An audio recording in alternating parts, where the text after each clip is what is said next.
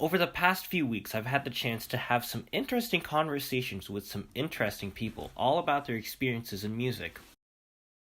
Each person I spoke to had varied responses to the questions we discussed. I'll start things off with talking about the teacher I interviewed. I decided to talk with my former high school vocal teacher, Mr. Donald Duck Sills.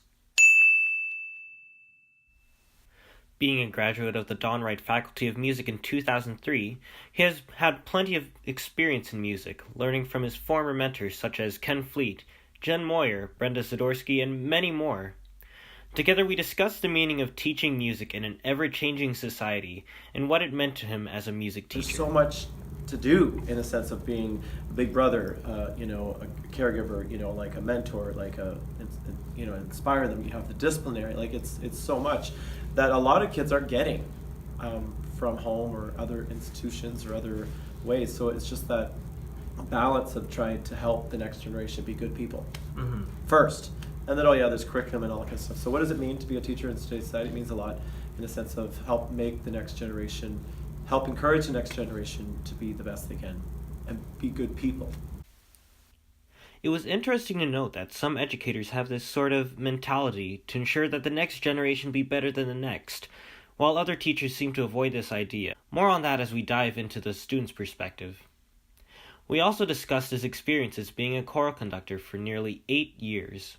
After being tutored by him, there's a clear understanding that Don lives for helping choristers become the best they can be. Let's do this together. Let's make this music and the best that we can be together collectively. So that's very rewarding, very satisfying. And it's fun to watch the sparkle in the choristers' eyes when they get it. Then they understand, this is why we're doing this. Wow, thank you, Mr. Sills. And I'm like, no, thank you, for responding to what I've asked. And so seeing that connection between chorister and conductor connection is, that's a highlight. Moving on to the student's perspective, one of the students I decided to interview was one of my friends growing up in both elementary and secondary school, Abby Anthony. Since both of us were in the same school together, we both had similar experiences growing up in the special music programs, which also means that we had the same mentors that inspired us through music, coincidentally being Mr. Don Sills. He has this remarkable way of both being very personable, and you feel like you're on a same sharing basis. There's still definitely that student-teacher relationship, and I think that's something that's really hard to do, is to have that fine balance. But yeah, he's just an all-around remarkable human being. The next student who I talked to is another friend that I grew up with in both elementary and secondary school, Stuart Finley. Like Abby, both me and Stuart were involved in the music programs, meaning that we had mentors who helped us teach more about music. Outside of school, he had a close mentor with him that inspired him to become interested in music before being in a music program. Yeah, so one of the 3 takes, I mentioned that my dad was in a choir school when he was younger.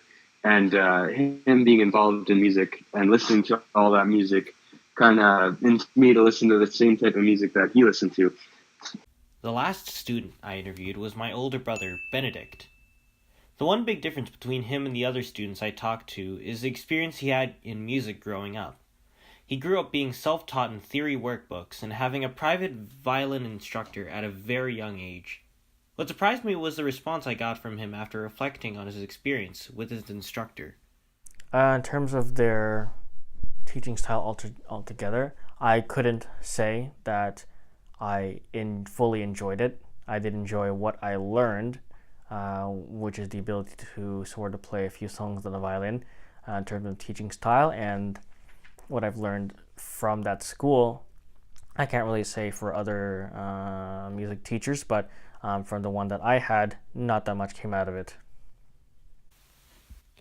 One of the things that I found which relate to each interview was the need for teachers to be determined and motivated to ensure students should become the best they can be.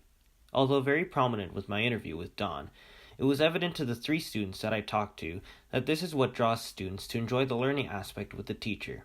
Throughout this project, I've discovered the importance of being a music educator for students.